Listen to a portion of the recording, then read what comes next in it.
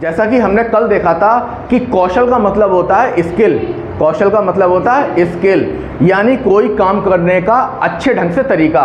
Skill का काम यह है कि आपसे कहा प्याज काटो तो आपने क्या करा, उल्टी सीधी प्याज काट के रख दी। और एक के पास प्याज काटने का स्किल है, उसने क्या करा, अच्छे से प्याज को बढ़िया से काटा या सलाद को काटा। सोच के देखो कि तुम्हें सलाद जो है काट के रखनी है, अगर तुम्हारे अंदर कटिंग के अच्छे स्किल हैं तो तुम क्या करोगे, अच्छे से काटोगे।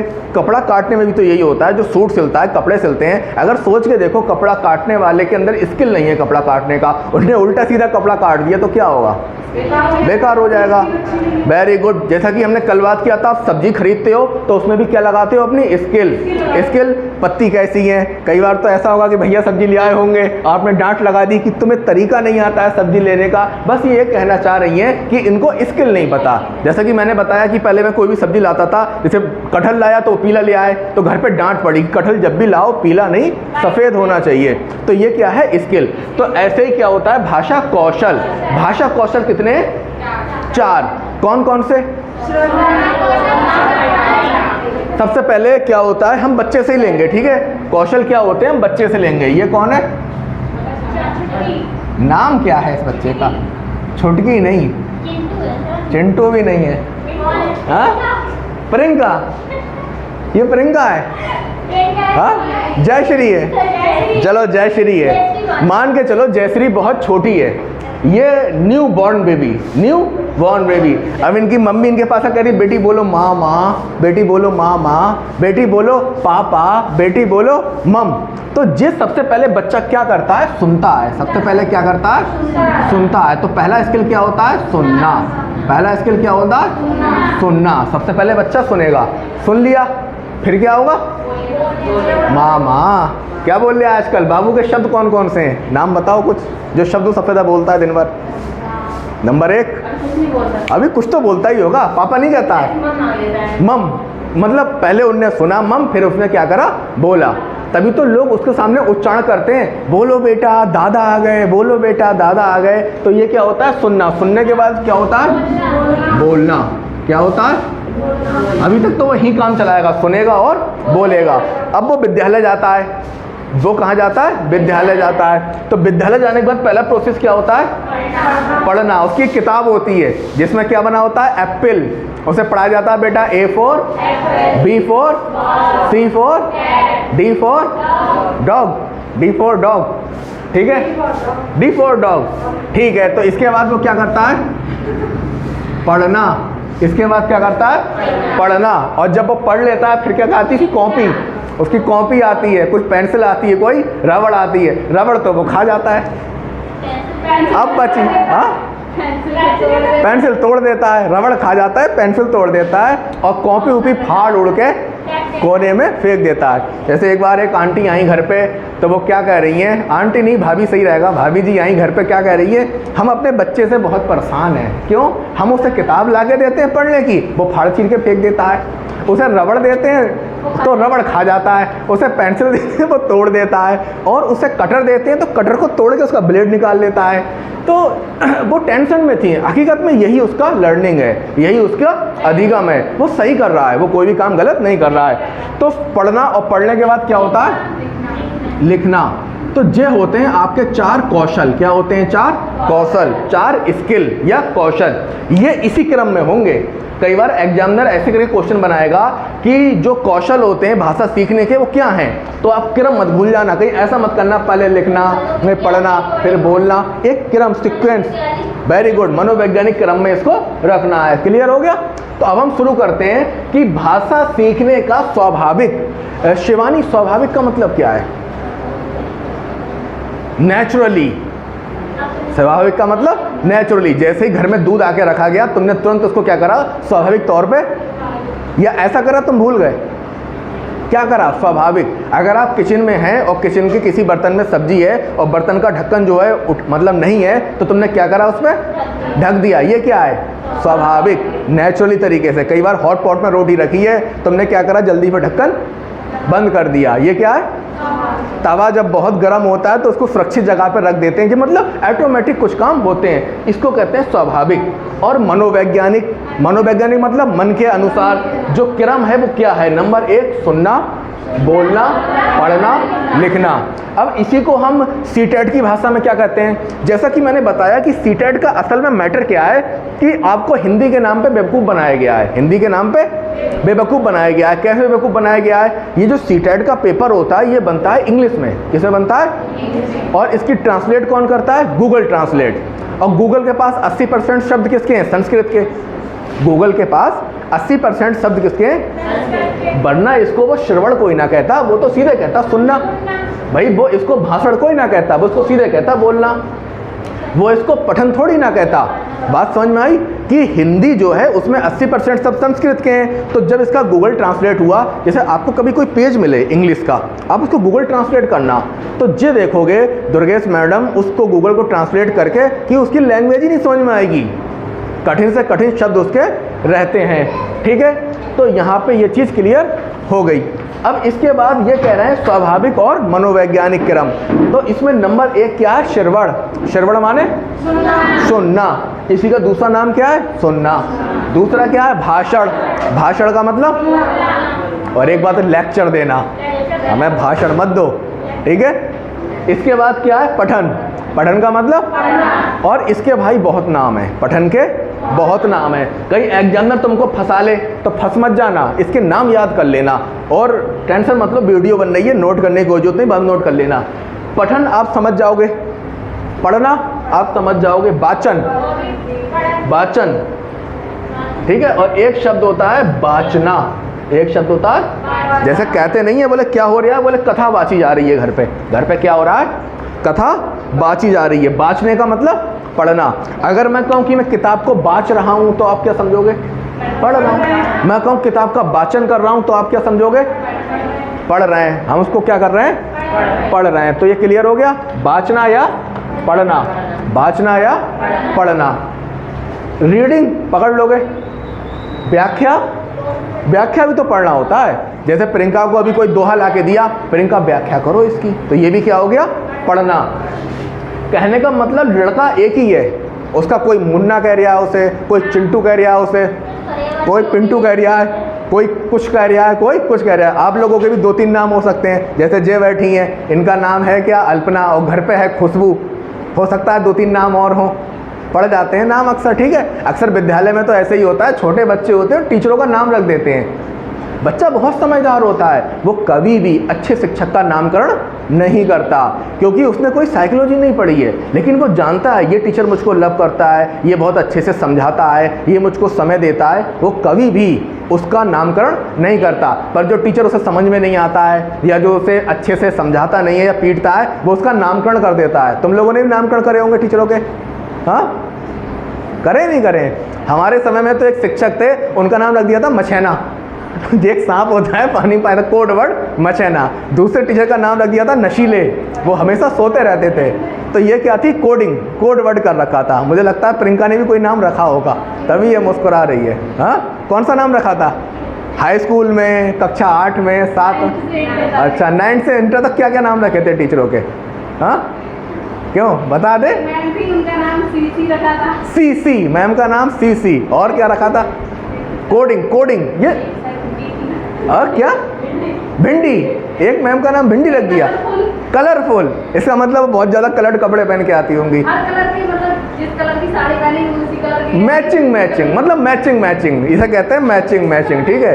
अच्छा, तो मैं समझ सकता हूँ कि आपने, ये आपके साथ नहीं होता है। देखो, सीटेट में 3 बातें ध्यान रखना, बहुत आसान सीटेट हो जाएगा। पहली बात, अपने आप को बच्चे की भूमिका में भी रखो।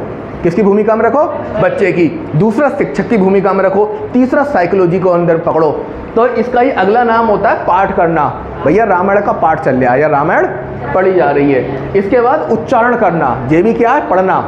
कहीं वो ऐसा ना करे सीटेट में कह दे तीसरा कौशल कौन सा है और ऑप्शन में उच्चारण, तुम कहो सर ने तो ये पढ़ाया ही नहीं, सर ने पढ़ाया था पठन, उच्चारण नहीं है। ऐसा नहीं है, पठन का ही दूसरा नाम है उच्चारण, और इसी का नाम है बाँचना। कितना बढ़िया शब्द है। हम क्या कर रहे हैं? कथा बाँच रहे हैं, कथा बाँच रहे हैं। और इसके बाद क्या है? पाठ करना हो गया। फिर इसके बाद घोषणा करना, ये भी तो पढ़ना होता है। हम घोषणा कर रहे हैं कि अपनी प्रॉपर्टी में से जय श्री को एक हिस्सा भी नहीं देंगे, और सारे की सारी जो प्रॉपर्टी है वो हरदीप के नाम कर दी जाएगी, ऐसा क्या करा, घोषणा कर दी। तो ये भी तो एक प्रकार का पठन है। वो देखा होगा पहले के राजा वो एक लाते थे लिपटा हुआ ऐसे करके और वो खोलते थे फरमान, तुगलकी फरमान। हाँ, तो ऐसे ही आ जाए कि आज से जय श्री को सूचित किया जाता है, हमारी जितनी संपत्ति है वो हरदीप के नाम कर दी जाएगी और जय श्री को इसमें कुछ भी नहीं मिलेगा। ये क्या है, घोषणा। उसी का नाम है प्रकथन। असल में इसमें कुछ नहीं है, एक शब्द है कथन, कथन के आगे क्या लग गया, उपसर्ग। उपसर्ग कैसा है, पॉजिटिव। उपसर्ग शिवानी दो तरीके के होते हैं, एक पॉजिटिव एक निगेटिव। जैसे प्रा क्या है, पॉजिटिव, प्रा कथन, कोई फर्क ही नहीं पड़ा। अब मैं कर देता आ निगेटिव, तो क्या बन जाता, आ कथन, मतलब ना कहा हुआ। तो प्राकथन। कितने नाम है, इतने नाम आपको याद करना है, ठीक है। और अंतिम है लिखना, अंतिम है लिखना।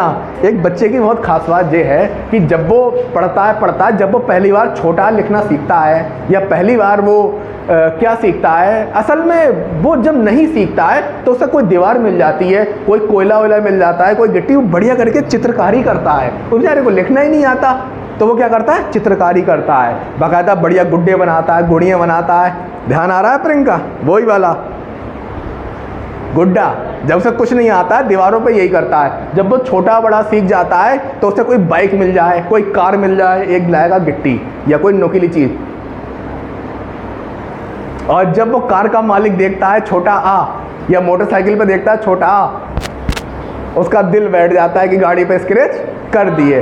तो ये स्वाभाविक क्रम होता है नहीं होता है। आप किसी भी बाइक को देख लें, टंकी पे कुछ ना कुछ बच्चों के द्वारा स्क्रैच मिलेंगे, या अक्सर कॉलेज की दीवारों पे, विद्यालय की दीवारों पर, या बच्चे जहाँ बैठते हैं सीटों पे, वहाँ क्या करते हैं, कुछ ना कुछ। और इतना तो मैं कह ही सकता हूँ कि प्रियंका की जो भी सीट रही होगी उस पर गुड्डे, फूल, चिड़िए, तो ये तो अंदाजा शिवानी मिलता था नहीं मिलता था। क्या क्या बनाती थी ये, चिंटू पिंटू बनाती थी। तो ये सब क्या होता है, लिखना, स्वाभाविक चीज़ है, ठीक है। तो एग्जामिनर आपको क्रम तोड़ के पूछ लेगा तो आपको क्रम बनाना है, सुनना, बोलना, पढ़ना और लिखना, श्रवण, भाषण, पठन और लेखन, ठीक है। यहाँ तक क्लियर है, आगे बढ़े, कोई डाउट। क्रम नहीं तोड़ना है, क्रम है भाई ये, कहीं ऐसा मत कर देना उल्टा कर दो, घुमा के कर दो, क्लियर। अब आगे आ जाओ, वर्तमान वैज्ञानिक, आज का कौन सा युग है, वैज्ञानिक। प्रतिस्पर्धात्मक है जो हिंदी का शब्द या संस्कृत का शब्द, ये शब्द है संस्कृत का। तभी तो मैं कह रहा हूँ सीटेट में धोखा दिया गया है हिंदी के नाम पे। बोला हम हिंदी में पेपर देंगे और पेपर किस में आया, इससे तो तुम बाद में निपटोगे, इससे कहाँ से निपटोगे। इसी का मतलब समझ में नहीं आ रहा है कि प्रतिस्पर्धात्मक का क्या मतलब है, तो बताओ क्या मतलब है प्रतिस्पर्धात्मक का। तभी तो मैं कहता हूँ सीटेट में आपको एक कॉपी बनाना पड़ेगी, किसकी, वर्ड मीनिंग की। किसकी कॉपी बनाना पड़ेगी, वर्ड मीनिंग की। तो ये क्या है, कंपटीशन।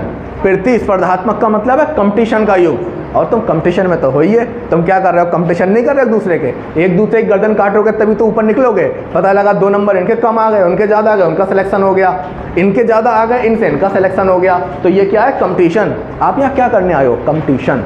इसको हिंदी में कहते हैं प्रतिस्पर्धात्मक, यानी वर्तमान वैज्ञानिक प्रतिस्पर्धात्मक और व्यस्तता, बिजी, व्यस्तता के युग में पठन कौशल का क्या है, विशेष महत्व है। मतलब आज का जो युग चल रहा है, बहुत ज़्यादा जो बिजी है, बहुत ज़्यादा इसमें बिजी हैं, और कंपटीशन का दौर है, वैज्ञानिक दौर है, इसमें पठन कौशल का विशेष महत्व है। अगर आप पढ़ नहीं रहे हैं तो आप अपना नुकसान कर रहे हैं। जैसे अचानक व्हाट्सएप पे कोई मैसेज आया, आपने उसको पढ़ के सच माना, हो सकता है वो सच ना हो, लेकिन वो सच कहाँ से पता लगेगा, इतिहास से। क्या आप इतिहास की किताबें खोलेंगे तभी तो पता लगेगा कि वास्तव में ऐसा हुआ था या ऐसा नहीं हुआ था।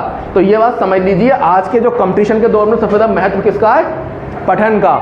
क्योंकि जानकारी जो आपको मिलती है पढ़ के ही मिलती है। तभी तो सुबह सुबह लोग चाय की दुकान पे अखबार लेके, और जब इतना कंजस्टेड मामला हो जाता है, एक पेज तू ले ले, एक पेज तू ले ले, और पूरा अखबार टुकड़ों टुकड़ों में क्या हो जाता है, बढ़ जाता है। क्यों, क्योंकि ये क्या होता है, पठन कौशल।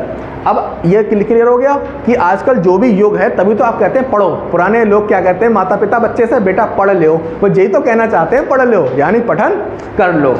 अगला क्या कह रहे हैं, पठन पर ही अन्य विषयों का ज्ञान निर्भर है। चाहे वो इतिहास हो, चाहे भूगोल हो, नागरिक शास्त्र हो, अर्थशास्त्र हो, भौतिक विज्ञान हो, रसायन विज्ञान हो, दुनिया के जितने भी विषय हैं उनका ज्ञान किस पर आधारित है, पढ़ने पर आधारित है। तभी तो आप सीखते हो।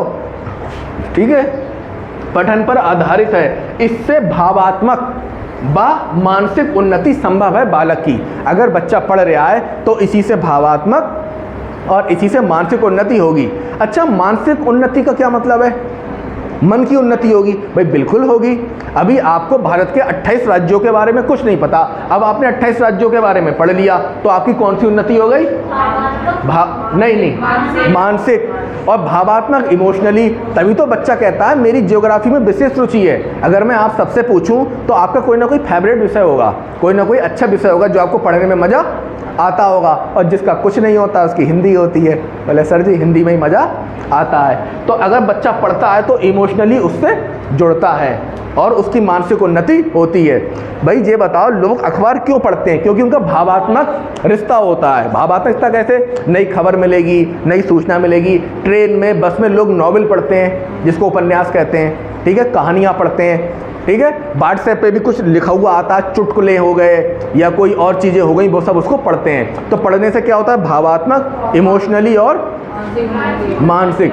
हाँ, भावात्मक नहीं समझ में आया तो मैं समझाऊँ? समझा दीजिए।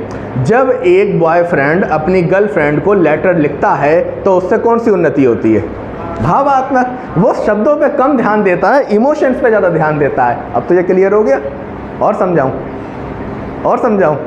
एक पिता अपनी पुत्री को लेटर लिखता है, लेकिन आजकल का तो फ़ोन का ज़माना है। सोचो, अभी फ़ोन को डिलीट कर दो, फ़ोन नहीं है, पिता कहीं विदेश में है और वो अपनी पुत्री को पत्र लिख रहे हैं, बेटी आप कैसे हो? तो जो बेटी जुड़ेगी पढ़ने से, वो इमोशनल जुड़ेगी। कैसे जुड़ेगी? अरे मेरे पापा ने मुझे पत्र लिखा है, ठीक है। जैसा कि मैंने बताया, बॉयफ्रेंड ने गर्लफ्रेंड को पत्र लिखा है तो वो क्या होगा? भावात्मक होगा, ठीक है। और अगर पति ने अपनी पत्नी को पत्र लिखा है, इसको तो मैं नहीं कह सकता भावात्मक है, क्या ये तो प्योर नहीं है, ठीक है। वो तो आपको अनुभव होगा, मैरिड लोग आप हैं, क्या हो सकता है क्या नहीं हो सकता है। इसको ऐसे भी समझ लो कि अगर कोई मैसेज भेजता है रिटन, तो वो भी क्या होता है? इमोशनल होता है, ठीक है। जब रात के 12 बजे आपके पास एक मैसेज आता है, आपने खाना खा लिया, तो वो लिखा तो आपने खाना खा लिया होता है, पर रिश्ता कौन सा होता है? भावात्मक। इससे ज़्यादा मैं गहराई से समझा नहीं सकता। और आ जाओ नीचे। अर्थ ग्रहण, पहले तो समझो ये अर्थ ग्रहण क्या होता है। एग्जाम्पल देके समझाओ। जय श्री बताओ अर्थ ग्रहण। कोई भी चीज कोई कह रहा है सामने वाला, उसका अर्थ हमें समझ आ जाए तो हम उसे ग्रहण करें। Very good. मतलब अगर मारपीट हो गई रचना में और दुर्गेश कुमारी में, तो जिस चीज़ को लेके मारपीट हुई वो बात क्या थी? वो शिवानी को पता थी, वो बात शिवानी को पता थी। अब जयश्री पहुंची लेट, अरे शिवानी बताओ क्या हुआ? तो शिवानी ने जो भी स्टोरी सुनाई, किसको? जयश्री को। जयश्री ने उसे अर्थ के साथ ग्रहण कर लिया, इसे कहते हैं अर्थ ग्रहण।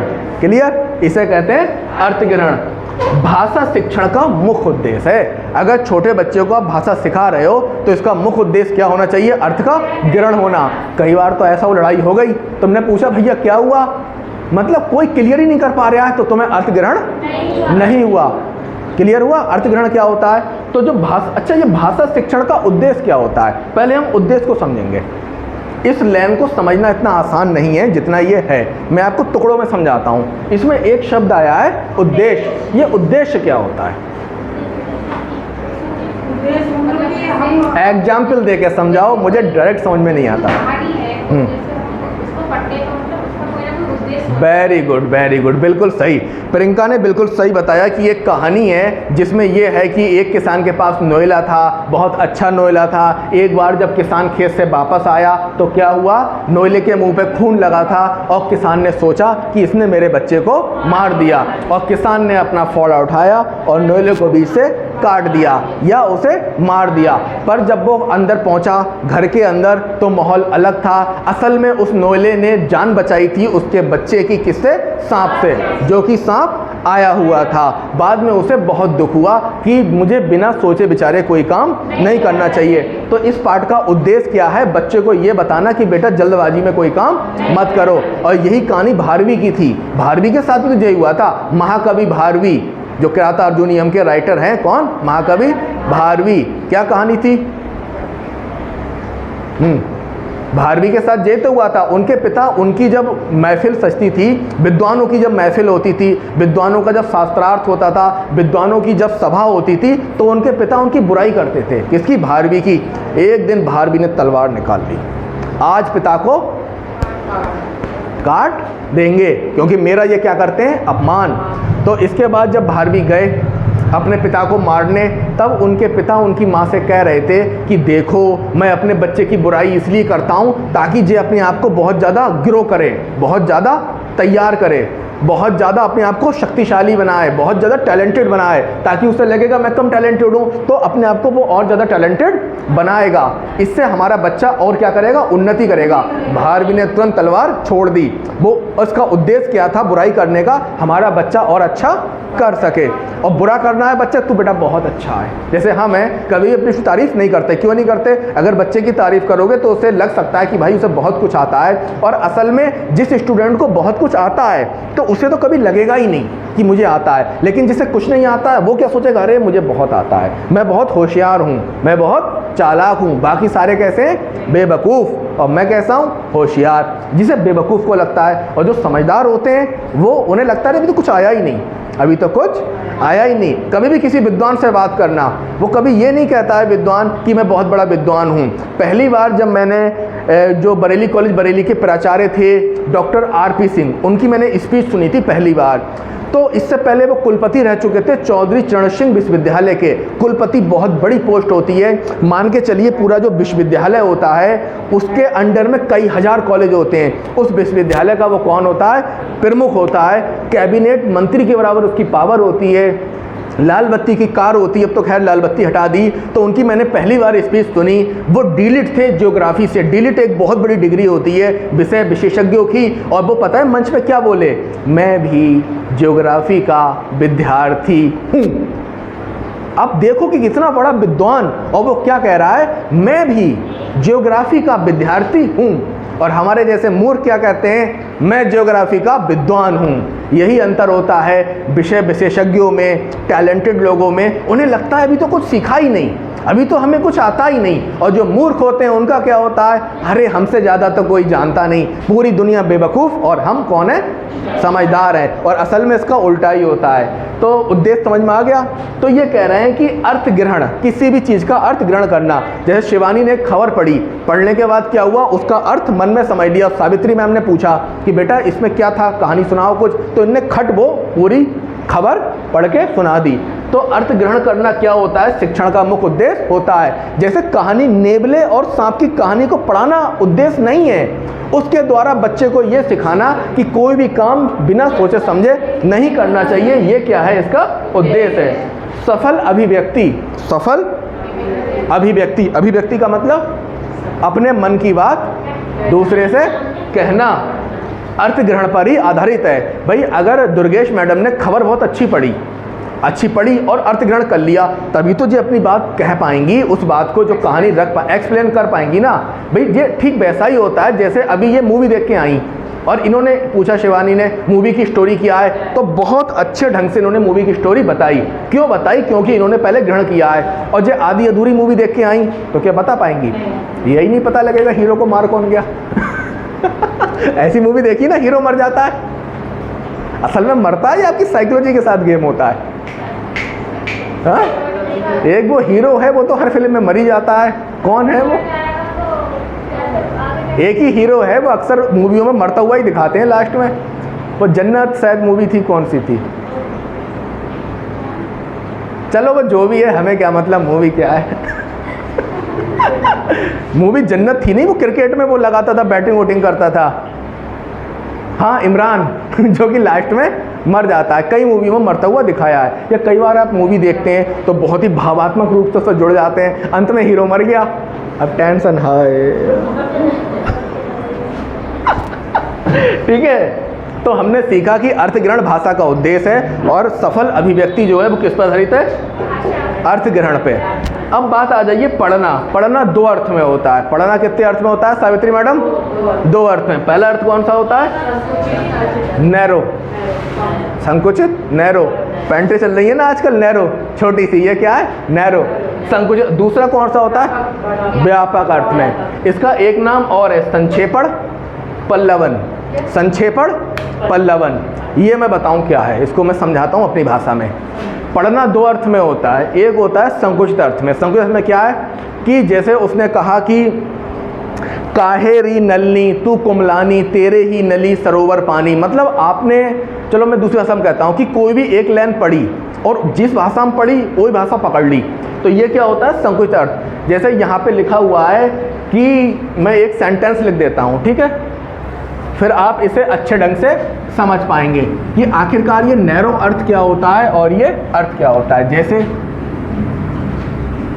भारत विचारों की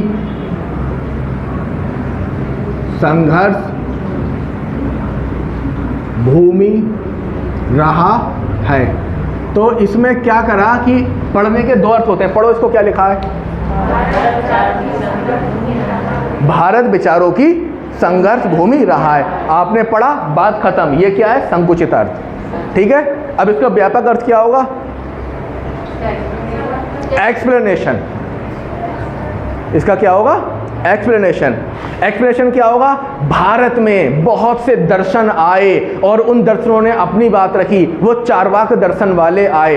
लाइन तो इतनी है, मैं इसकी व्याख्या कर रहा हूँ, ये दर्शन की लाइन है, दर्शन की। आप जनरल पढ़ लो कि भारत में विचारों की, मैं अपनी भाषा में समझा रहा हूँ, तुम्हें कठिन पड़ रहा है, ठीक है, लो कोई नहीं, मैं समझ गया कि तुमको कहाँ से समझाना है। अभी बहुत आसानी से समझ जाएंगे। मान के चलो कि अल्पना सासू माँ है। कौन है? सासू माँ है। और इनकी बहू कौन है? रचना। कौन है बहू? रचना। महारानी सो रही हैं। महारानी सो रही हैं। ये किसके लिए कहा गया? अपनी बहू के लिए कहा गया। तो ये क्या हो गया? संकुचित अर्थ। जैसा आपने पढ़ा, जैसा सुना वैसा ही पढ़ लिया कि महारानी अभी क्या कर रही हैं? सो रही हैं। तो ये क्या हो गया? संकुचित अर्थ। ना मक्खन, ना मसाला, ना एक्सप्लेनेशन, केवल क्या? महारानी अभी, ये है महारानी और ये क्या कर रही हैं? अभी सो रही हैं। ठीक है, तो ये पढ़ने का कैसा अर्थ हो गया? संकुचित। अब व्यापक अर्थ क्या हो गया? एक सास कहना चाह रही हैं, दिन भर कोई काम नहीं करती, ना बर्तन धोती है, ना कपड़े धोती है, मोबाइल चलाती रहती है, सोती रहती है और आराम करती रहती है। तो ये कौन सा अर्थ हो गया? व्यापक अर्थ हो गया। क्लियर हो गया? जैसे दोहे जो होते हैं वो इसी अर्थ में होते हैं। दोहे में क्या है कि जैसे दोहा में कह दिया, आपने पढ़ लिया कि मन तो पंछी भया उड़ चला आकाश, ये क्या हो गया? संकुचित। व्यापक अर्थ क्या हो गया? कबीरदास जी कहते हैं जो मन है वो बहुत ही भटकता रहता है। जैसे एक दिया होता है, उसकी जो लौ होती है, जब हवा चलती है तो लौ क्या होती है? हिलती रहती है। या जिस प्रकार से गाय का बछड़ा होता है, वो क्या करता है? उछलता कूदता और फानता रहता है। न्यूली बॉर्न बछड़ा देखा है? गाय का नया होता है कुछ, वो कितना जंप करता है बहुत जंप करता है। तो जिस प्रकार से वो जंप करता है, उसी प्रकार से जो हमारा मन है वो भी जंप करता है। आज यहाँ घूम आऊँ, कल को वहाँ घूम आऊँ, आज मौसी के यहाँ चला जाऊँ या चली जाऊँ या जो करूँ। तो ये क्या है? व्यापक अर्थ। और ऊपर वाला अर्थ क्या है? क्या और समझाऊँ? क्लियर हो गया? पढ़ने के दो अर्थ होते हैं, एक शॉर्टकट, एक लॉन्ग कट।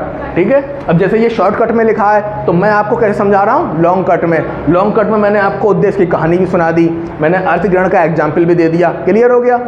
अगला आ जाओ। अब ये क्या है? संस्कृत छपी सामग्री को केवल पढ़ना, जो भी प्रिंट सामग्री है उसको केवल पढ़ना। और व्यापक में क्या है? सामग्री को अर्थ सहित ग्रहण करना। बात आ गई? अर्थ कि महारानी सो रही हैं, पढ़ा, बात खत्म। अर्थ क्या है? दिन भर ना काम करती है, ना बर्तन धोती, ना कपड़े धोती, ना चाय बनाती, ना कुछ मेरी सेवा करती है, और क्या करती रहती है? आराम ही आराम, पूरे दिन सोती रहती है, पूरे दिन सोती रहती है। ये वाक्य साबित होने वाला है, ये जो मेरे सामने है इसके ऊपर। ये आज से जस्ट 4 साल बाद यही होगा। क्या होगा? महारानी आराम करती रहती हैं, ये बहुत जल्दी थक जाती हैं। ठीक है, और एक और बैठी है, 2 हैं। ठीक है, आराम, ओके। और मेहनती लोग जो बैठे हैं, ये और ये। ऐसा नहीं है, तुम भी मेहनत करते हो या आराम करते हो? ठीक है, चलो हंसी मजाक चल रहा था, कोई नहीं। अच्छा, अब ये समझाओ नेक्स्ट बात कि पढ़ने पढ़ाने का अर्थ क्या होता है? विद्यालय के वातावरण से परिचित करवाना। इसका क्या मतलब है?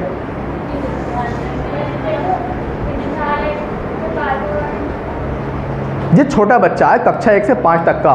ठीक है, अब बनाओ छोटा बच्चा, अल्पना हो गई छोटी बच्ची, ये कौन से क्लास में? दूसरे क्लास में। तो इस पर सिद्ध करो ये बात कैसे बनेगा कि विद्यालय के वातावरण से परिचित कराना। कि बच्चे को ले गए, बेटा अल्पना ये कैंटीन है, ये अपना गार्डन है, ये झूला है। वो झूले होते हैं, अब तो प्ले स्कूल, अब तो जितने भी स्कूल हैं उन सब में झूले, जैसे हमारे यहाँ केंद्रीय विद्यालय में भी झूले लगे हुए थे। तो मैं क्या करता था, जब शाम को मौका लगता था तो झूले के ऊपर झूल लिया करते थे। तो ये सब क्या होता है कि बच्चे को विद्यालय के वातावरण से क्या कराया, परिचित कराया।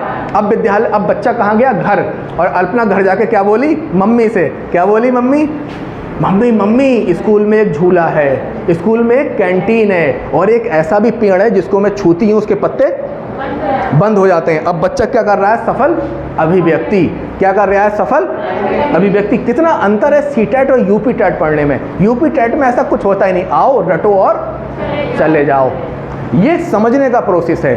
तभी तो जो सीटेट है वो ऑल इंडिया लेवल पे काम करता है। पूरे, अगर आप सीटेट क्वालिफाई हैं तो पूरे भारत में आप कहीं भी जॉब कर सकते हैं। लेकिन अगर आप यूपी टेट हैं तो केवल और केवल यूपी में। तो कौन सा अच्छा है, केवल यूपी में या पूरे भारत में?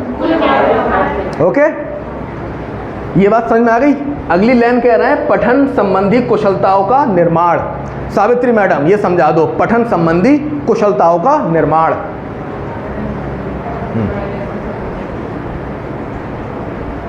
कि जैसे बच्चा पढ़ रहा है तो कई बार वो शा में अंतर नहीं कर पा रहा है, शब्दों का सही से प्रोनाउंसिएशन नहीं कर पा रहा है, या उसको उच्चारण नहीं कर पा रहा है। तो पहली कंडीशन रचना क्या है कि बच्चा सही ढंग से बात को क्या कर सके, पढ़ सके, और उसमें कुछ कुशलता का निर्माण, मतलब पढ़ने में वो एक्सपर्ट हो जाए। कहीं ऐसा ना हो जैसा आपके साथ संस्कृत में होता है, आपसे कहो संस्कृत पढ़ो तो कई लोग तो संस्कृत पढ़ ही नहीं पाएंगे, कई लोग इंग्लिश नहीं पढ़ पाते हैं। जैसे उन्होंने कहा कि कुछ साइलेंट होते हैं, साइकोलॉजी है, साइकोलॉजी में क्या किससे आता है, PSY, और आवाज़ कैसी आ रही है, S। अब नया आदमी से कहो लिखो साइकोलॉजी, उसे अगर ज्ञान नहीं है तो वो S बना देगा। बात समझ रहे हो ना? तो यहाँ पे ये क्या होता है, इसका कहने का मतलब कि बच्चे पठन संबंधी कुशलताओं का बच्चे में क्या करना चाहिए, निर्माण करना चाहिए। ठीक है। अब जैसे कुछ लोग नाम ही गलत लेते हैं, एक नाम है हरी और एक कह रहा है हरिया, जैसे अमरीश पुरी जो फिल्मों में कहते थे हरिया, या कहने का मतलब कई बार नाम बिगाड़ा जाता है। जैसे एक नाम होता है वीरेंद्र, तो उसको बिगाड़ के क्या कहते हैं, गांव में क्या कहते हैं वीरेंद्र को, बरेंद्र, क्या वीरेंद्रा, हाँ वीरेंद्रा। अक्सर नाम को इस तरीके से क्या कर दिया जाता है, बिगाड़ दिया जाता है। और बताओ कौन कौन से नाम बिगाड़ दिए जाते हैं, प्रियंकिया, अरे नहीं ये नहीं बन पाएगा, अच्छा चलता है तो तुझे प्रियंकिया। रचना का तो नहीं बिगड़ पाएगा, दुर्गेश का नहीं बिगड़ पाएगा, और नहीं बहुत से नाम होते हैं सो बिगड़ जाते हैं। ठीक है, अब बिगाड़ देते हैं ना, तो वो बिगड़ाए ना बच्चा, जो शब्द है वही बोले। ठीक है। बालक की व्यक्तिक योग्यताओं का निदान, भाई साहब ये बहुत इंपॉर्टेंट लाइन है कि बालक की व्यक्तिक योग्यताओं का निदान। यहाँ पे हमें वेरी गुड, निदान का मतलब जांच। पहली बार बहुत सही जवाब दे रही है रचना। एक शब्द है निदान और एक शब्द है व्यक्तिक योग्यताओं। तो पहले तो ये समझाओ कि बालक की व्यक्तिक योग्यताएं क्या होती हैं। इंडिविजुअल डिफरेंट, एग्जाम्पल देके समझाओ। जैसे मैं तो हम लोगों में अलग-अलग, हाँ समझाओ, बात रखो अपनी सही से। जैसे मुझे रेल में समझ में आता है, रेल का कोई तो जल्दी समझ में आ जाता है, कोई भी चीज़ है मुझे 2-3 बार बताते हैं आप तो उसके बाद मुझे समझ में आता है। तो ये मतलब एक बच्चा किसी भी चीज़ को बहुत जल्दी सीख जाता है और दूसरा बच्चा जो है उस चीज़ को बहुत देर में सीखता है। इसे क्या कहते हैं, इंडिविजुअल डिफरेंट। एक ही माँ के दो जुड़वा बच्चे एक ही जगह पाले गए, दोनों को कपड़े दिलाने ले गए, एक की चॉइस कपड़े खरीदने की अलग, दूसरे की चॉइस कपड़े खरीदने की अलग। This is individual different. दोनों के अंदर क्या होता है, इंडिविजुअल डिफरेंट। हो सकता है आपका छोटा वाला बेटा अलग ब्रांड की चॉकलेट खाए और बड़ा वाला बेटा कुछ और खाए, तो ये क्या है, इंडिविजुअल डिफरेंट। और हमारे यहाँ क्या होता है, सबको बच्चों को एक ही लाठी से हाँका जाता है, तभी तो कहते हैं कि बच्चे में क्या होता है, इंडिविजुअल डिफरेंट। इसी को हिंदी में कहते हैं व्यक्तिक विभिन्नता। तो ये कह रहे हैं कि बालक की व्यक्तिक योग्यताओं या व्यक्तिक विभिन्नताओं का निदान करना। निदान का मतलब जैसे बताया, जांच करना। इसमें 2 शब्द समझ लो। क्या समझ लो, 2 शब्द। ये 2 शब्द बहुत इंपॉर्टेंट हैं, अगर वो समझ जाओगे तो ये कॉन्सेप्ट समझ जाओगे। एक शब्द है इसमें उपचारात्मक शिक्षण। कौन सा शब्द है, उपचारात्मक शिक्षण।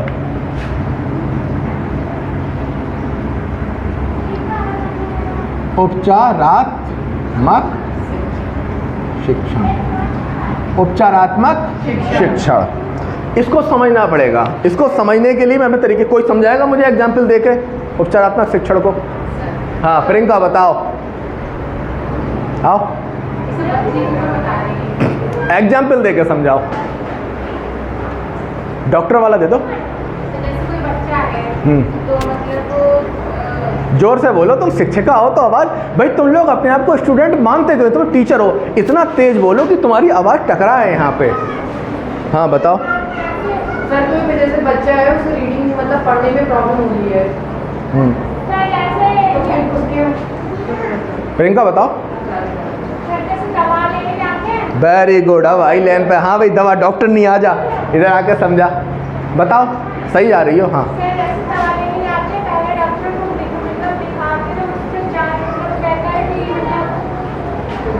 ठीक है, सबसे पहले क्या हुआ? आप कौन है? मरीज। आप कौन है? आप किसके पास गए? डॉक्टर के पास गए, ठीक है। डॉक्टर ने क्या करा? आपको देखने के बाद जांच लिख दी। क्या लिख दी? जांच। जांच से क्या पता लगेगा? आपकी बीमारी क्या है, और जांच के बाद क्या शुरू हुआ? आपका इलाज। यहाँ तक क्लियर है कि आप मरीज हैं, आप कहाँ गए? डॉक्टर के पास। डॉक्टर ने क्या करा? डॉक्टर भी भगवान थोड़ी है, उसे भी जांच, ब्लड की जांच देखना पड़ेगी और जांच लिखना पड़ेंगी, क्या पता अंदर क्या चल रहा है, ठीक है।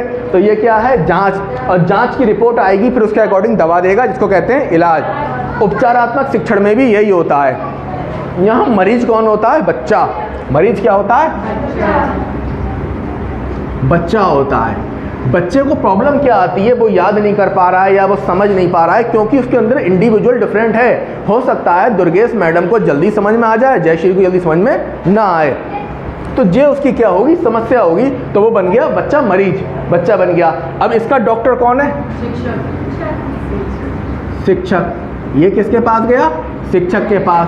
अब शिक्षक जांच करेगा, उसे भी जांच करना पड़ेगी प्रॉब्लम क्या है। उस जांच को ही कहते हैं निदान। उस जांच को कहते हैं, देखो साइकोलॉजी में कभी भी हिंदी के अकॉर्डिंग अर्थ मत लगा बैठना, कहीं तुम सोचो निदान का मतलब छुटकारा। हिंदी में निदान का मतलब होता है छुटकारा। जैसे अभी ये है रचना, ये अपने यहाँ एक डॉगी लिया है छोटा सा, अब इसके पापा कह रहे हैं इसका निदान करो, हटाओ यहाँ से, हटाओ, निदान करो, मतलब इसको छोड़ दो या इसको ख़त्म करो यहाँ से, ठीक है, या इसे बुखार आ गया तो निदान करो। ये साइकोलॉजी में इसका मतलब नहीं है। निदान का मतलब है साइकोलॉजी में जांच करना। क्या करना? अब जांच में पता लग गया कि बच्चे की प्रॉब्लम क्या है, और प्रॉब्लम करने के बाद क्या करा? उसका इलाज, और इस इलाज को कहते हैं उपचारात्मक शिक्षण। पहले उसका निदान होगा, बोले तो जांच, इसके बाद क्या होगा? तो इसका मतलब भी यही है कि बच्चे का क्या करो? व्यक्ति विभिन्नता को समझो, फिर जांच करो, और जांच करने के बाद उसका इलाज करो। सोचो अगर डॉक्टर आपकी जांच ना करे, ऐसी दवा दे दे पता नहीं लगा पाएगा। हाँ अरे मत, दवा काहे की देगा? क्यों दे सकता है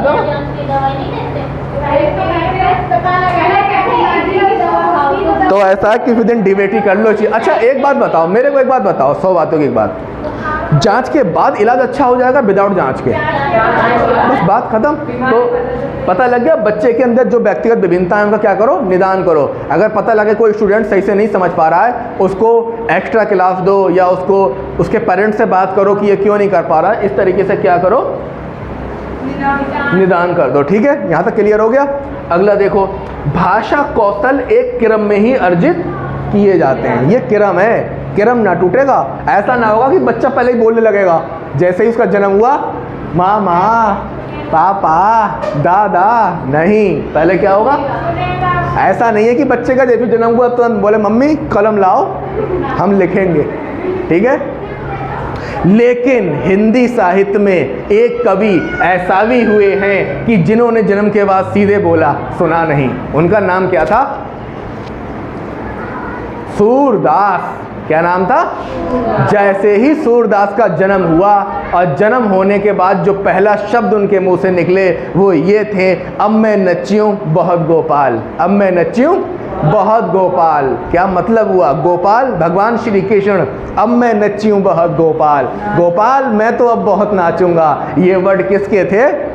सूर के थे। और यही कारण है कि हिंदी साहित्य में एक से बढ़कर एक आलोचक हुए, लेकिन किसी की कलम में इतनी शक्ति नहीं आई जो कबीर पे कलम चला सके, जो सूर पे कलम चला सके, जो मीरा पे कलम चला सके। आ ही नहीं जो तुलसी पे कलम चला सके, क्योंकि ये कोई साधारण इंसान नहीं थे, ये अद्भुत इंसान थे और पहुंचे हुए इंसान थे। यही तो हुआ। एक बार क्या हुआ, सूरदास नहा रहे थे, कुएं में गिर गए। सूरदास नहा रहे थे, कुएं में गिर गए। अब सूरदास बचाओ बचाओ बचाओ। अचानक एक बच्चा आया, उनका हाथ पकड़ा, निकाल लाया। सूरदास ने उसका हाथ पकड़ लिया तो बच्चा बोला हाथ छोड़ो मेरा। तो सूरदास उससे कह रहे हैं, अरे भगवान, हाथ तो छुड़ा लोगे, दिल से कैसे छुड़ाओगे? वो कौन थे? भगवान श्री कृष्ण थे। अंधे थे, दिखता नहीं था, मंदिर के बाहर बैठ के भजन गाते थे। तो पहले उसमें क्या होता था, पहले पर्दा लगा दिया, लगाने के बाद भगवान श्री कृष्ण का श्रृंगार होता था, इसके बाद पर्दा खोला जाता था।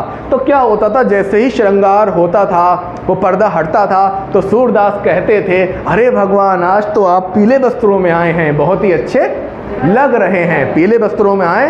पंडित को मस्करी सूझी, बोले यार ये तो अंधे हैं, फिर देख कहाँ से ले रहे हैं। इस बार पंडित ने क्या करा, पैटर्न चेंज कर दिया। पैटर्न चेंज कर दिया, कोई कपड़े ही नहीं पहनाए। और इसके बाद जब पर्दा खोला तो सूरदास कह रहे हैं, वाह क्या बात है, अब तो भगवान भी गरीब हो गए, पत्तों में आए हैं। इस बार जो उनका श्रृंगार किया गया वो किससे? पत्तों से। तो ये बोली शरीर की आंखें नहीं थीं, ये मन की आंखें थीं। वो ये बताओ, जब वो जन्मांध थे, जन्म से अंधे थे, तो वो कैसे कह सकते हैं किलकत कन्हा घुटवन आवत, कि कन्हा जो हैं वो बच्चे हैं और खेलते खेलते घुटनों के बल। कोई जिन ने सूर को पढ़ा है, जिसने सूर को समझा है, उसने एक ही बात कही है, वो ये कि ये व्यक्ति कोई जन्मांध नहीं हो सकता। जैसा वर्णन सूर ने करा है, जैसी लीलाओं का वर्णन सूर ने करा है, ये कोई अंधा आदमी नहीं कर सकता। और जबकि ये बात सच थी, वो अंधे थे। असल बात ये थी, ये जो लोग होते हैं इनका कनेक्शन दिल से होता है, ना कि आंखों से। आंखें हो या ना हो फर्क नहीं पड़ता, उसका कुछ % आपको भी महसूस होता है जब आप कभी ... ठीक है। तभी तो होता है कि नींद नहीं आ रही है, खाना अच्छा नहीं लग रहा है, नींद नहीं आ रही, खाना अच्छा नहीं लग रहा है, और इसके बाद जब दर्शन हो जाते हैं फिर खाना भी अच्छा लग रहा है। बड़ा असर रहता है। जब ब्रेकअप हो जाता है तो जो हवा भी चलती है उसमें कोई मज़ा नहीं आता, मौसम भी कष्ट देता है, पानी भी अच्छा नहीं लगता है, और खाना खाने का मन नहीं होता है। और जब आप संयोगावस्था में होते हैं तब हवा भी चल रही है तो किसके लिए? आपके लिए। पानी भी अच्छा लग रहा है, सब कुछ लग रहा है। तभी तो मलिक मोहम्मद जायसी कहते हैं कि संयोगावस्था में जो वस्तुएं सुख देती हैं, जब प्रेमी और प्रेमिकाएं जो हैं संयोग में रहते हैं, साथ रहते हैं, तो जो सारा माहौल है, सारा एटमॉस्फेयर है, वो सुख देता है। लेकिन जब वो वियोग हो जाता है, जब वो दूर हो जाते हैं, तो वही माहौल क्या करने लगता है? कष्ट देने लगता है। जैसे एक प्रेमी जोड़ा है, गर्लफ्रेंड बॉयफ्रेंड, अभी खूब अच्छे से बात हो रही है, तो अगर हवा भी चल रही है तो उन्हें उसमें अच्छा लग रहा है। वो किसके लिए चल रही है? उनके लिए चल रही है। और जब ब्रेकअप हो जाता है तो उस हवा में मज़ा नहीं आता, पानी में भी टेस्ट नहीं आता। ऐसा होता है नहीं होता है? पता नहीं। हाँ सही बात। मतलब इन्हें पता होगा नहीं। जब अब तो बुढ़ापा आ गया आप लोगों पे, अब कोई ना बचा। किशोरावस्था की घटना है, जब आप रहे होंगे 18-19 में, तो हो सकता है पता हो ना हो। तो ये चीज़ हो गई कि भाषा कौशल एक ही क्रम में अर्जित किए जाते हैं और एक दूसरे को प्रभावित करते हैं। तभी तो कोई बच्चा जो सुन नहीं पाता वो गूंगा हो जाता है। जो बच्चा सुन नहीं पाता, जो बहरा होता है, वो गूंगा भी होता है। क्यों होता है? क्योंकि जब वो सुन नहीं पाता तो वो बोल नहीं पाता, जब वो पढ़ नहीं पाता तो वो लिख नहीं पाता।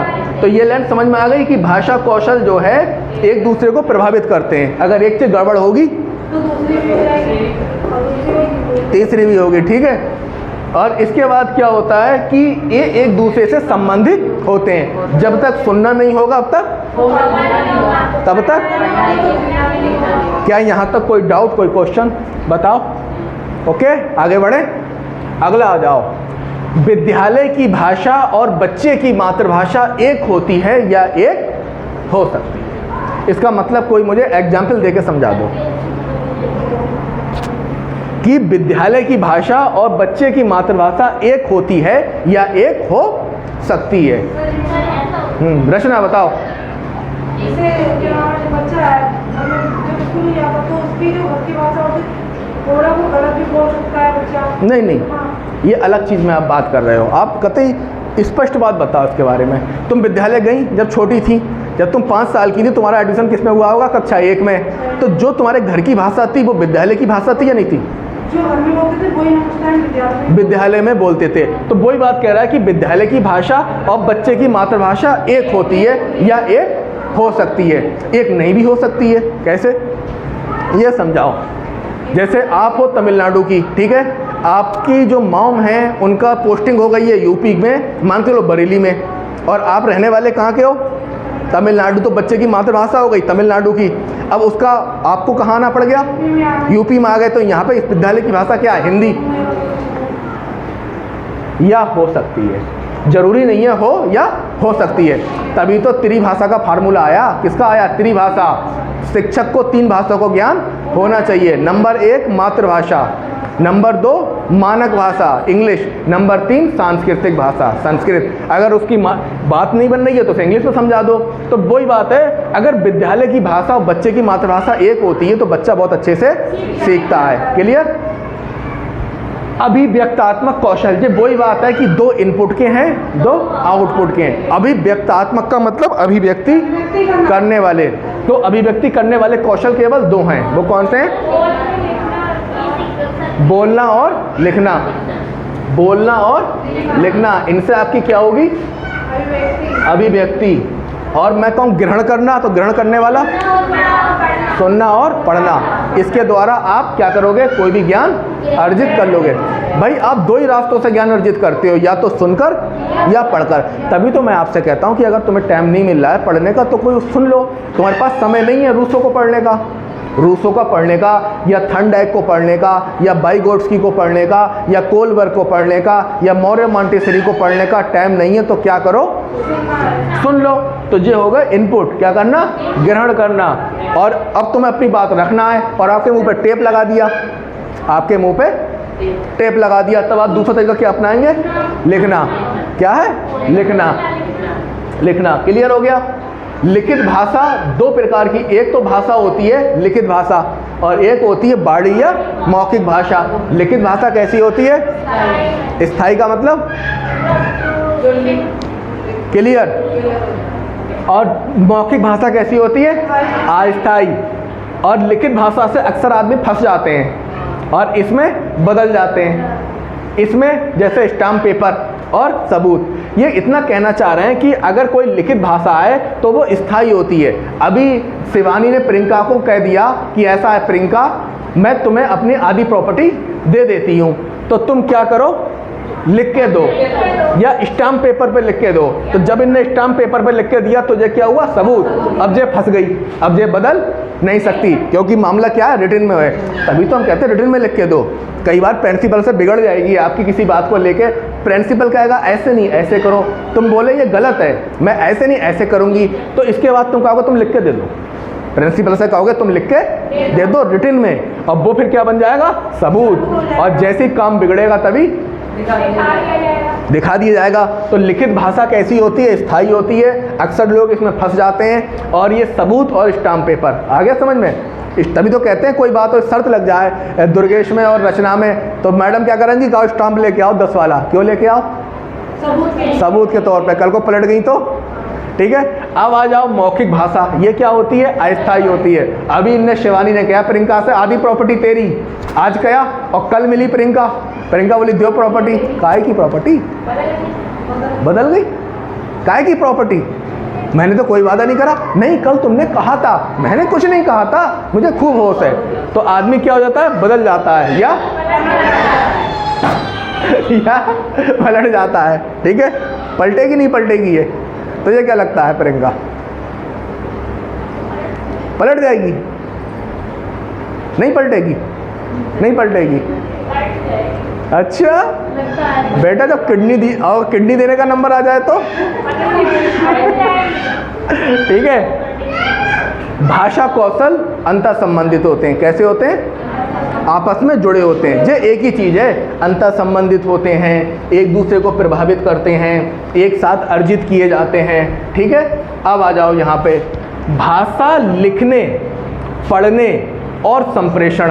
तो भाषा का क्या क्या काम है? लिखने का।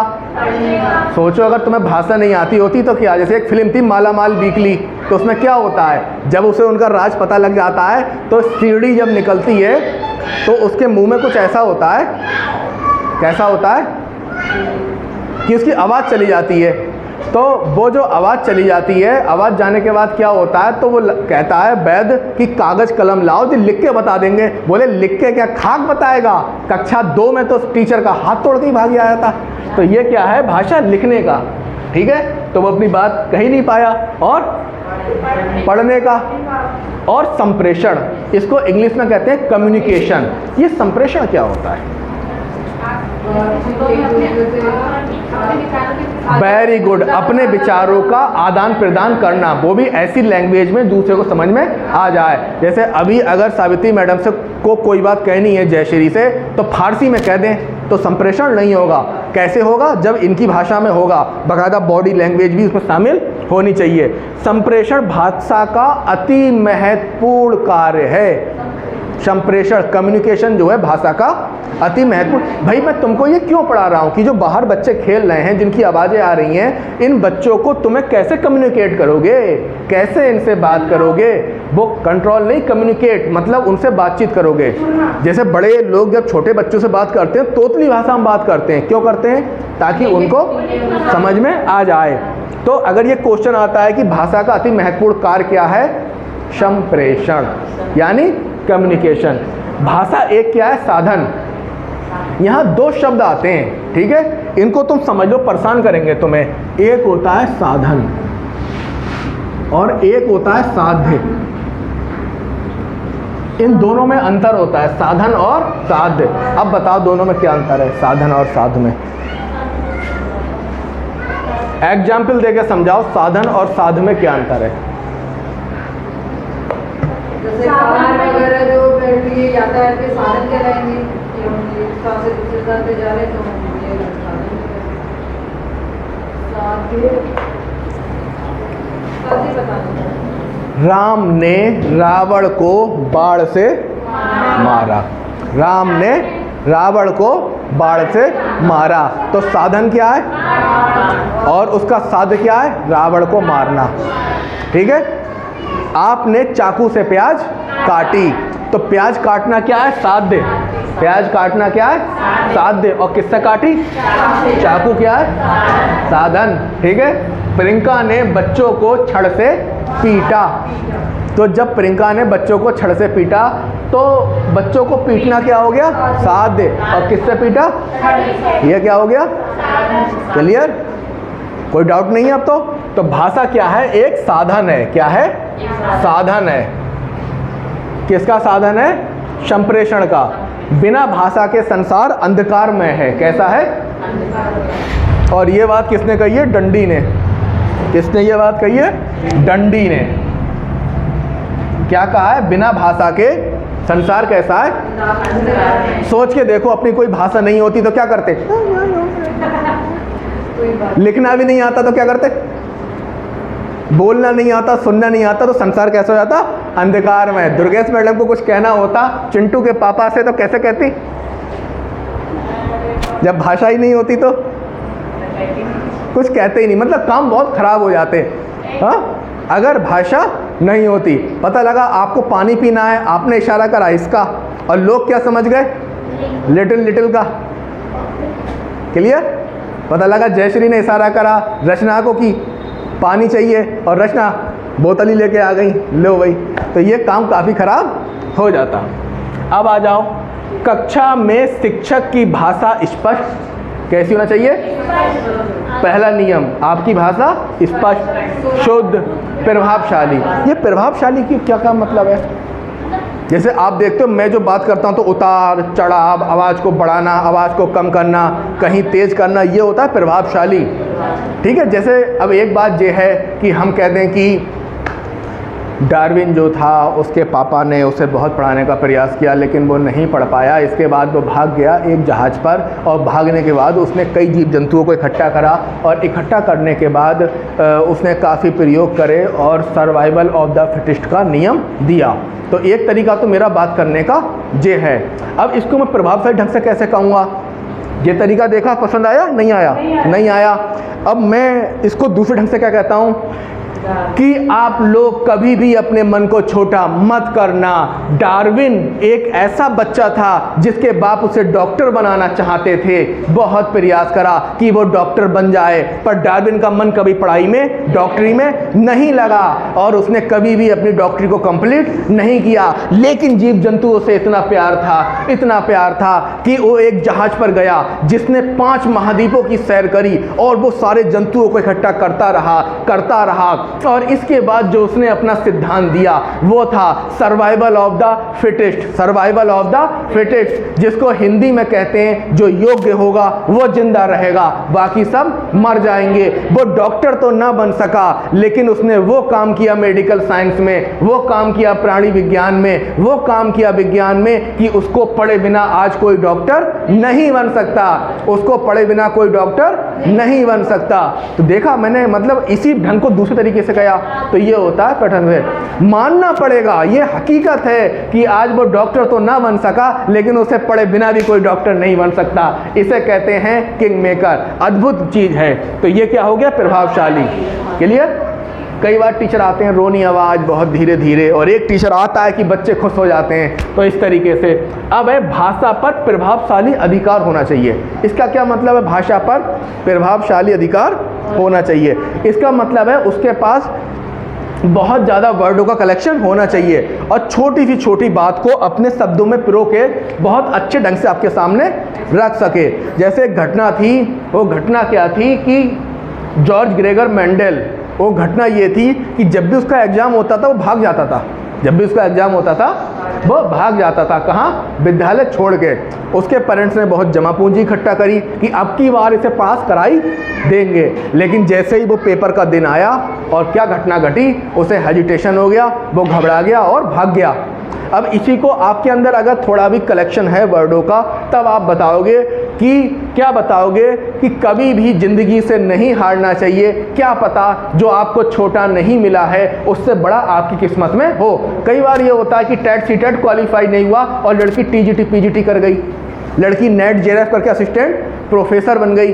तो कभी भी ऐसा नहीं होना चाहिए। जॉर्ज ग्रेगर मेंडल, जिसे परीक्षाओं से बहुत डर लगता था, जो कभी भी परीक्षा पास नहीं कर पाया, अंत में घर छोड़कर जंगल भाग गया और जंगल में जो उसने 28,000 पौधों पर प्रयोग किया, वो प्रयोग किया कि हमें अनुवांशिकता का सिद्धांत दिया। और ये वो सिद्धांत है जिसके द्वारा पूरी साइंस बदल गई। आज अनुवांशिकता के पिता कहे जाते हैं। तो शिक्षक का भाषा पर क्या होना चाहिए? अधिकार। जैसे चाहे वैसे अपनी बात को रख सके। इंटरव्यू में यही तो होता है, वो आपसे क्वेश्चन पूछते हैं, आप बहुत अच्छे ढंग से अपनी बात उन तक रख देते हैं। इसके बाद क्या है? विद्यालय समृद्ध भाषाई परिवेश। इसमें क्या होता है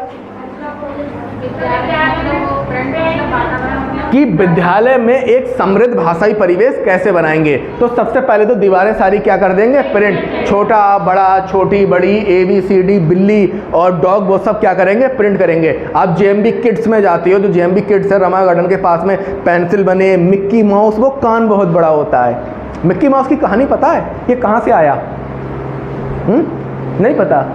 मिक्की माउस को जिसने बनाया वो आदमी बहुत ही फ्रस्ट्रेशन में जी रहा था, बहुत टेंशन में था, उसके बुरे दिन आ गए थे, लेकिन उसका एक ही शौक था, कॉफ़ी पीना। क्या शौक था? कॉफ़ी पीना। बस जब भी वो टेंशन में होता था कॉफ़ी बनाता था और पीता था। उसी दौरान एक घटना घटी, वो कॉफ़ी पी रहा था और गहरी सोच में बैठा था। एक चूहा आया और चूहा आने के बाद क्या हुआ, उस कॉफ़ी के कप में उसने मुँह डाला और कॉफ़ी पी और भाग गया। अब वो उसको देख रहे थे। दोबारा वो चूहा फिर आया, फिर उसने कॉफ़ी पी भाग गया, और तिवारा फिर आया, उसने कॉफ़ी पी और भाग गया।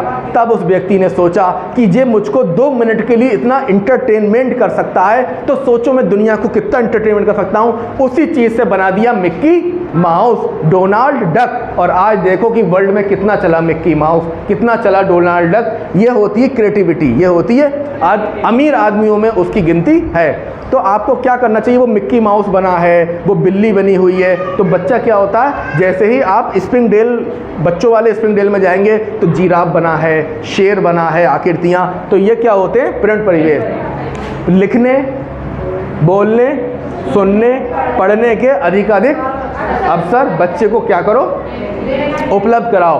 तो चुप ऐसे नहीं करना चाहिए, बेटा बोलो, अपनी बात रखो, उसे भाषाई स्वतंत्रता देनी चाहिए। जो तुम्हें अच्छी लगे वो कहानी सुनाओ।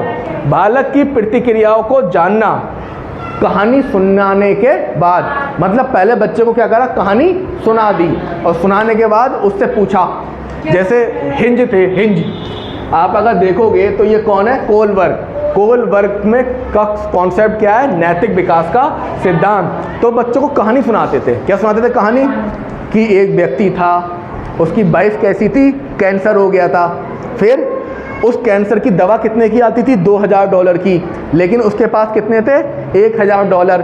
तो डॉक्टर ने कहा कि जब तक तुम मुझे $2000 नहीं दोगे तब तक मैं तुम्हें दवा नहीं दूंगा। अब उसके पास 2 रास्ते थे, एक तो दवा की चोरी करे और एक बीवी को मरने दे। तो उसने दूसरा रास्ता अपनाया, वो डॉक्टर के यहाँ रात को गया, उसने चोरी करी और दवा लाके अपनी वाइफ को दे दी। तो ये कहानी सुनाई। अब इसके बाद बच्चे की प्रतिक्रिया जानना। अब बताओ बच्चों की तुम्हारी नज़र में उसने सही करा या गलत किया, बताओ, गलत किया, उसे ये सब नहीं करना चाहिए था। अब उसे पुलिस पकड़ के, लेकिन कई बच्चे इसका उल्टा भी जवाब देंगे, क्या देंगे, वाइफ मर जाती, वाइफ को बचाना जरूरी था, वाइफ मर जाती, तो ये बच्चों की क्या प्रतिक्रिया, जब बच्चे, तो वाइफ मर जाती तो क्या हो जाता, प्रॉब्लम हो जाती, तो ये क्या हो गया, प्रतिक्रिया देना। तो बच्चे को आपने कहानी सुनाई, इसके अकॉर्डिंग क्या लेना है, बच्चे की प्रतिक्रिया, क्या उससे लगता है। इसके बाद क्या है, शिक्षक को श्याम पट पे कार्य देना चाहिए, फिर छात्र उसे पढ़ता है, इसके बाद समझता है, फिर छात्र लिखने का काम करता है, इसके बाद शिक्षक उसको समझता है और उसमें क्या करता है, सुधार करता है। तो इस प्रकार से क्या है, ये हमारा भाषा कौशल का बेसिक है। भाषा कौशल का क्या है, बेसिक है। इस वीडियो में केवल आपको मिल रहा है भाषा कौशल का बेसिक। अब जो हम आपको कल पढ़ाएंगे तो उसमें स्पेशल चलेगा श्रवण कौशल, फिर अगले दिन चलेगा भाषण, फिर चलेगा पठन और फिर चलेगा लेखन। तो अभी ये क्या है, इसका पूरा बेसिक है। कल हम क्या पढ़ेंगे, एक एक चीज़ को विस्तार से पढ़ेंगे। कोई क्वेश्चन आपको क्लियर ना हुआ हो, कोई चीज़ तो बताइए।